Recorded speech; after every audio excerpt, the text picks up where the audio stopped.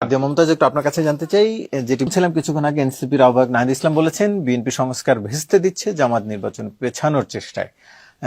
কেন আসলে জামাত নির্বাচন পেছানোর চেষ্টা করতে পারে বলে আপনি মনে করেন?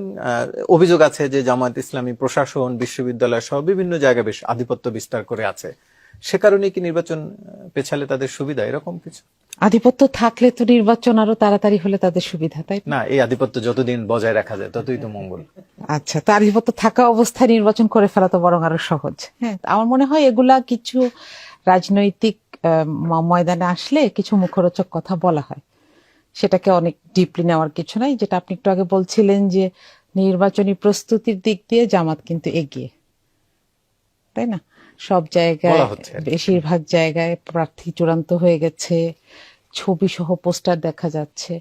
তো এই সব কিছুর বিচারে আসলে এই ধরনের অভিযোগ টিকে না, করলে অন্য কোনো ধরনের অভিযোগ করতে হবে হয়তো। আরেকটি প্রশ্ন যেটি নিয়ে কয়েকদিন আগে, সম্ভবত গত সপ্তাহে, যে জামাতের ভোট চাইতে যাওয়ার পরে সেটির উপরে হামলা, যেটি নিয়ে আরেকটি কথা আসলো যে তালিম করতে গিয়ে কি আসলে ভোট চাওয়ার সুযোগ আছে কিনা, এরকম একটি অভিযোগ আমরা। আচ্ছা, এটা জামাতে ইসলামীর মূল যে কার্যক্রম, যে মানুষকে ইসলামের ব্যাপারে জানানো, তাদের ভুল ধারণাগুলা সংশোধন করে দেওয়া, এমনকি তাদের কার্যক্রমের মধ্যে এটাও আছে মানুষকে বেসিক মাসলা মাসাইল শেখানো। কারণ মহিলাদের, বিশেষ করে মহিলাদের মধ্যে, বাংলাদেশের মহিলাদের এই ধরনের শিক্ষাগুলোর জন্য এ ধরনের হোম সার্ভিসের বিকল্প নাই। জামাত কিন্তু দীর্ঘদিন ধরে এটা করে আসছে। হ্যাঁ, এবং আপনি দেখবেন যে এই 16-17 বছরে বাইরের অনেক রাজনৈতিক কার্যক্রম বন্ধ ছিল, কিন্তু এই কার্যক্রমগুলো কিন্তু বন্ধ ছিল না। এগুলো এখনো চলছে, এগুলো নিয়মতান্ত্রিক পথে চলছে। আর যেখানে নির্বাচনী কাজ চলছে সেখানে প্রজেকশন কিংবা উঠান বৈঠকের নামে প্রোগ্রাম হচ্ছে, সেটা আলাদা কথা।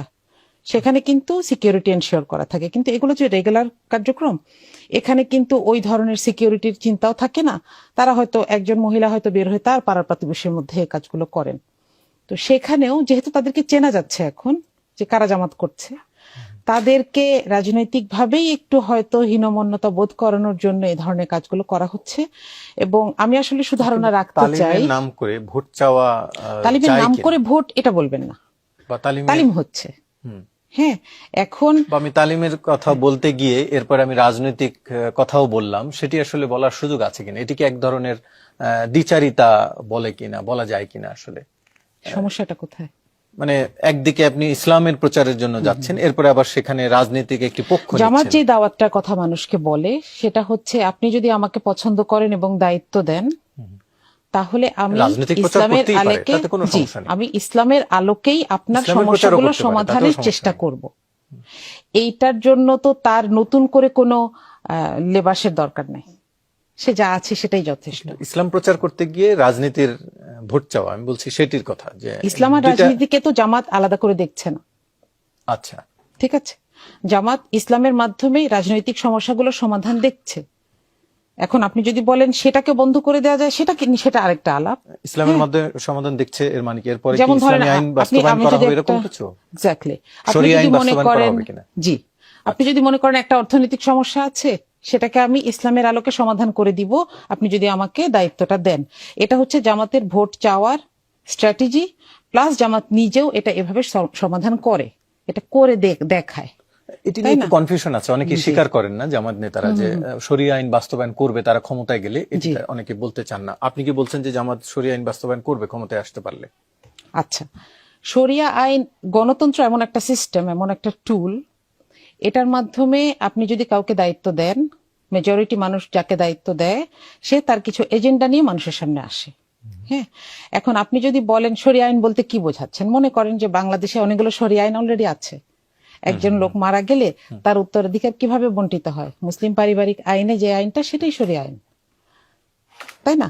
আচ্ছা, এখন আপনি যদি শরিয়া আইনে মনে করেন যে একটা মানুষ চুরি করলেই তার হাত কেটে দেওয়া হবে, হ্যাঁ, এইটার বাস্তবায়নের জন্য, হ্যাঁ, ইসলাম এই সমাধান দেয়, কিন্তু ইসলামী ইতিহাসে এইটার বাস্তবায়নের জন্য 20 বছর সময় নেওয়া হয়েছিল। তার আগে সোসাইটাল সিস্টেমকে এমন একটা জায়গায় নিয়ে যাওয়া হয়েছিল যেন কোনো মানুষকে অভাবের তাড়নায় চুরি করতে না হয়।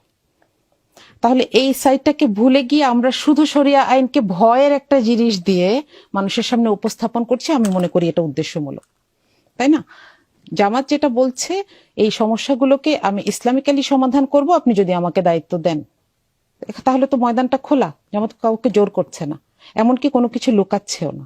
আপনারা ইশতেহার আসবে কিছুদিনের মধ্যে, সেখানে দেখবেন যে প্রতিটা আসনেও কি কি কাজ হবে এবং প্রত্যেকটা সমস্যার জাতীয়ভাবে কিভাবে সমাধান করা হবে সেটার একটা বর্ণনা থাকবে। কেউ যদি পছন্দ করে তাহলে জামাতকে ভোট দেবে, কিন্তু 5 বছর সময়টা তো আসলে খুব কম।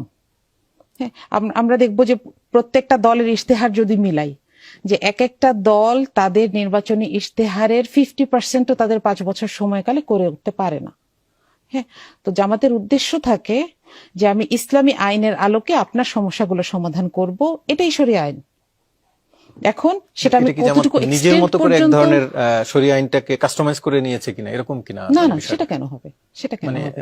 ইসলামী আইনের একটা চমৎকার বিষয় হচ্ছে এটা স্পেশাল, মানে এটা স্পেস অনুযায়ী এটাকে আপনি মডিফাই করতে পারেন। হ্যাঁ, যেমন ধরেন আমার দেশে একটা মহিলা শাড়ি পরেও পর্দা করতে পারে, সেই একই মহিলা যখন ইউরোপে যাবে সে হয়তো আরেকভাবে পর্দা করবে, তাই না? তাহলে এটা হচ্ছে, আমি বলছি না যে মূল জায়গায় মডিফাই করা যায়, এটাকে অনেকভাবে কথা বলা হয়, তাই না?